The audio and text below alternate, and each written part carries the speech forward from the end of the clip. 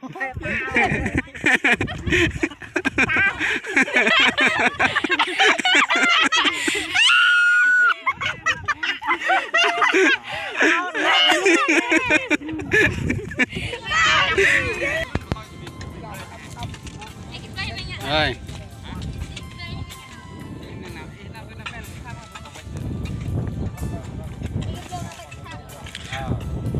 Nè nè chơi phải em ơi, tọa ta trị chát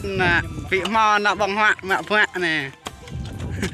Là bẹ bập làng, là bẹ kết nên là ngã lụn giật. Nên là ta tap môi về nè, kháp lại về nè. Nè tọa ta trị chạc lơ nè chơi phải mẹ lạp tạp rồi nè. Nè nè cán bộ mẹ mà nè nó buộc mộ mà hẹp giống.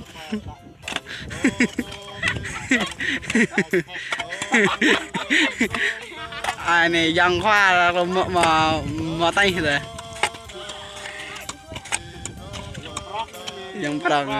dòng prong nhưng nhà mẹ một rán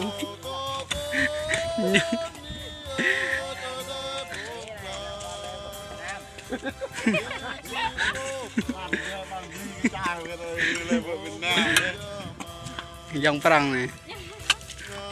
ơi nhấp mà lắc người nhấp mà nào nhấp thứ hai tổng không quá ta na bón ta lên bầm lặng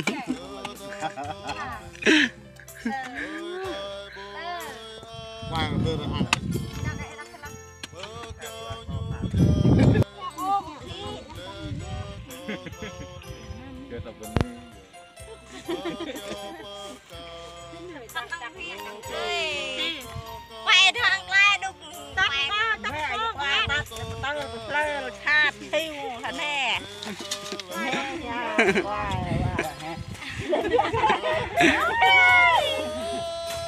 cái nhà quê không đưa mũ không mặc dép cái cô gái nông thôn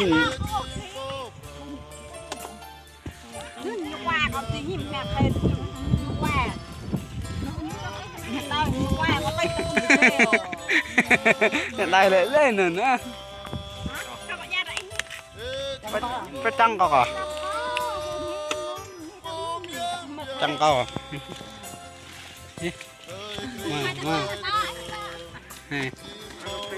kia không mặc dép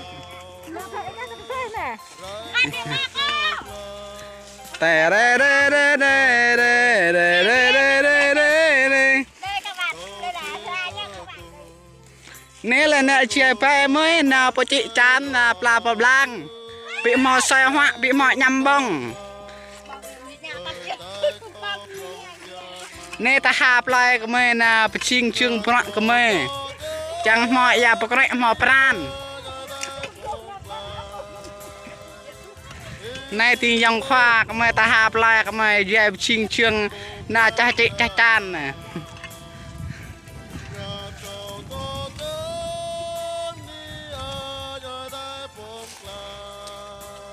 hai chấm hình nha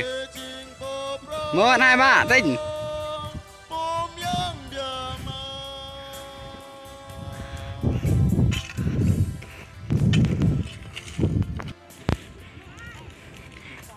tình thương nè phải dạ dạ phim học ran nè giang hoa nè kra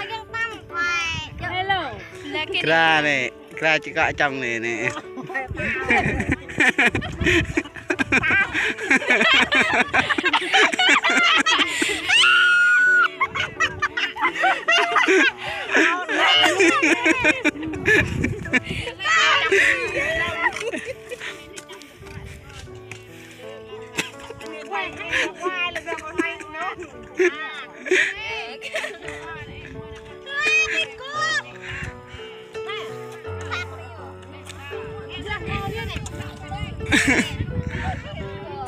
kia này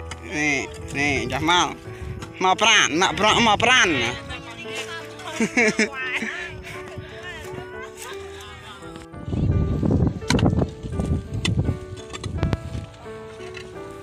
rồi anh Minh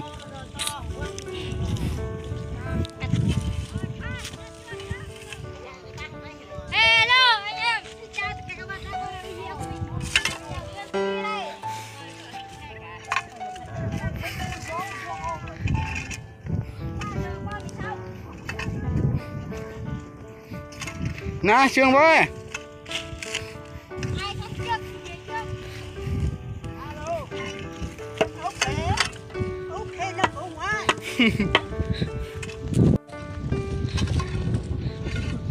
nè ai ta khạp lại cả mẹ nè mịจะแตวแกะnè mị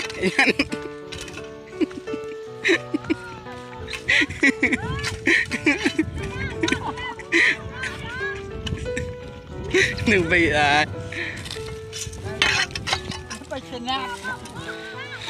bệnh corona nè nhớ tao lấy tiếp che phe cái mày này nào phải chạy chát này nè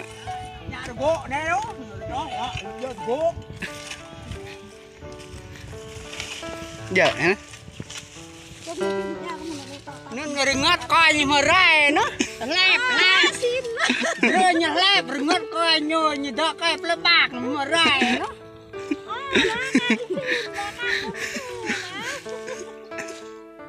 cái này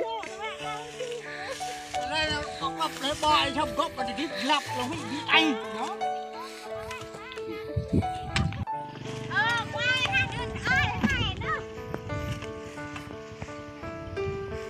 mày yuat nó có bọn mày yuat biết nó thở soi nè cái này nóng quá cái bữa ao nghiền ăn cơm đi